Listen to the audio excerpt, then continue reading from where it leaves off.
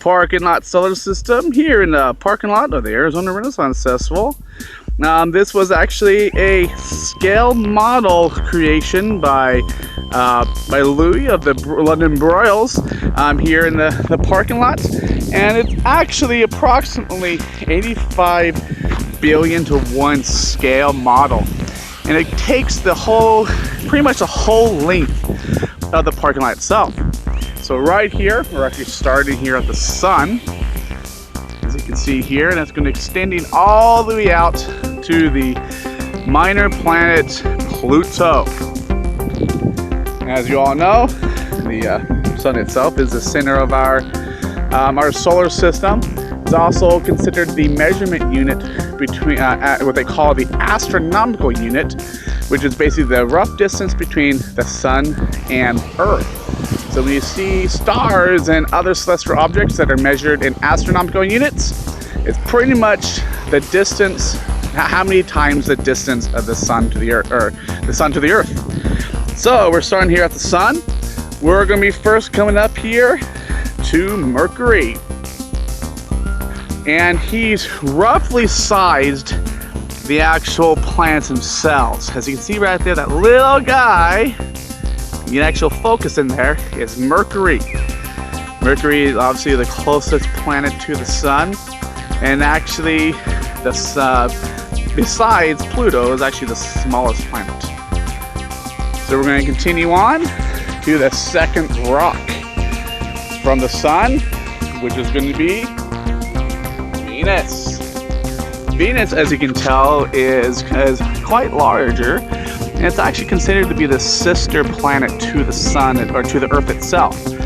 It's very roughly the same size, but due to its closeness to the sun itself, it has what's called a runaway greenhouse effect, which is composed of very deadly gases, carbon dioxide, that could actually cause humans to die.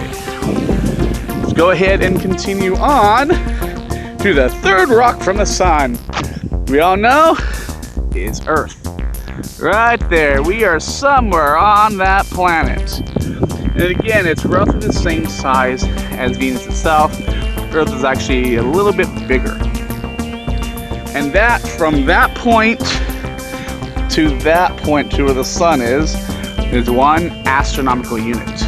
So let's go ahead and continue on to our next planet. It's actually going to be the last rocky planet in our solar system, which is little old Mars. Mars is about 2/3 the size of Earth itself, and that's actually, we have 2 working rovers on it right now. We have the Opportunity rover, which is still moving around. The Spirit rover, which is a twin rover, they launched in about 2004, 2005, laying on Mars. Spirit is stationary right now because it lost its full power, so it actually could never operate again. But then we also have the third rover, the Mars Science Laboratory, which is actually moving around and continuing its journey around Mount Sharp here on Mars. You also have the Mars Reconnaissance Orbiter that's going around Mars right now, which encompasses multiple different instruments, including the HiRISE camera, which takes high-resolution imaging of the surface itself. And that's where we get a lot of our Mars images from the space itself. So let's go ahead and continue on.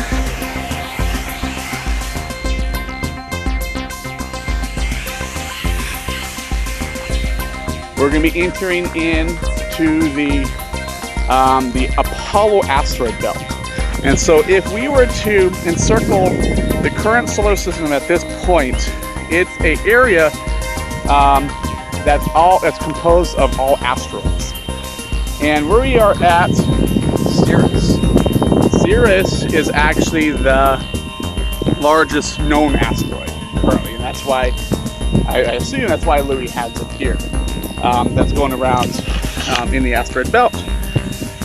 We have a number of different asteroids that are being tracked by the Near Earth Object Project.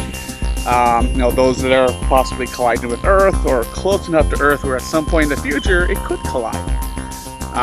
But this is all within the Apollo asteroid belt. But see, we're not at a planet yet. Let's continue on to the next planet.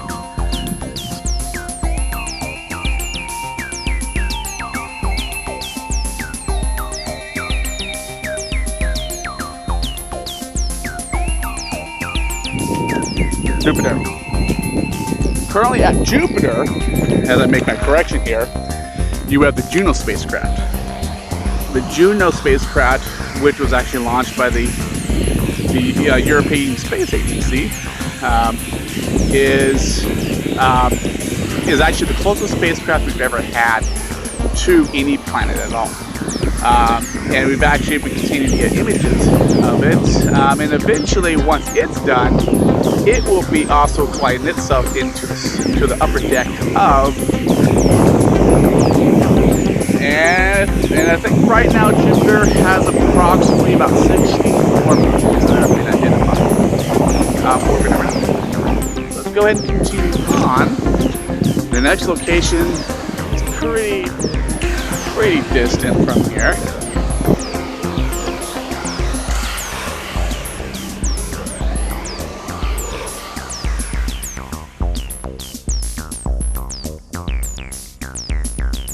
So now we've made it to Saturn. Saturn is just beyond halfway across the solar system itself. And like I said before, this is actually where the Cassini spacecraft is actually still orbiting to this day. So, let's continue on.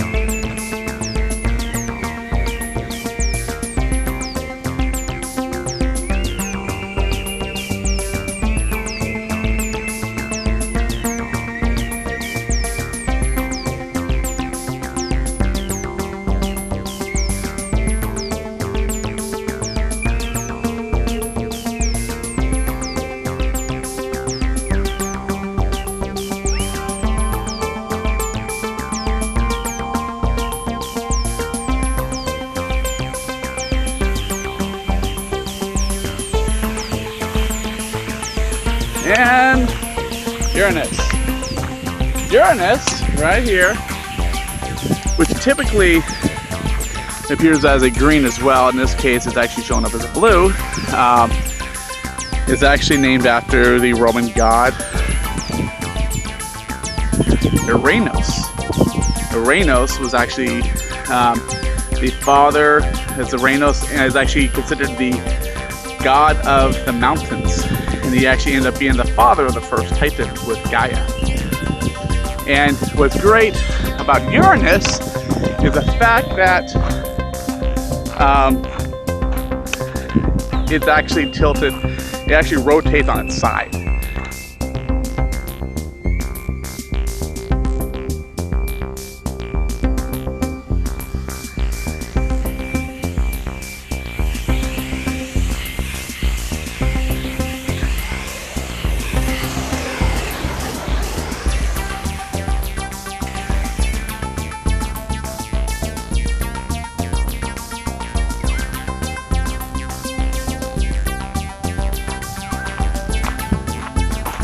And here we go. Good old Neptune. As you can see, the contrast in the color. Most often, Neptune is considered the blue because of its coloration, its methane. Uranus itself is typically a greenish color.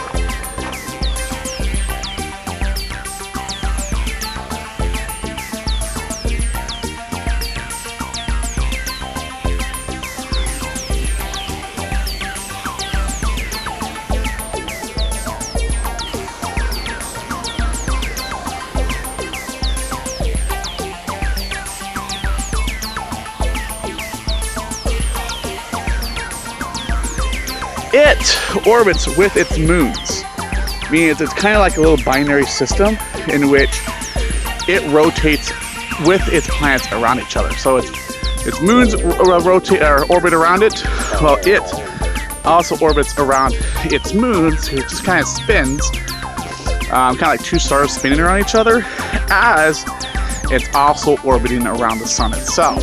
So there's quite a number of factors about Jupiter itself in which they use to decide whether or not to keep it a planet. There's also obviously going to be those people who want it to be a planet, those who go off the scientific information, and to a lot of people, Pluto will always be a planet. But we have finished our last step here in our 85 billion to 1 scale path of the solar system here at the parking lot of the Arizona Renaissance Festival. I want to thank you all for joining me, and of course, keep looking up.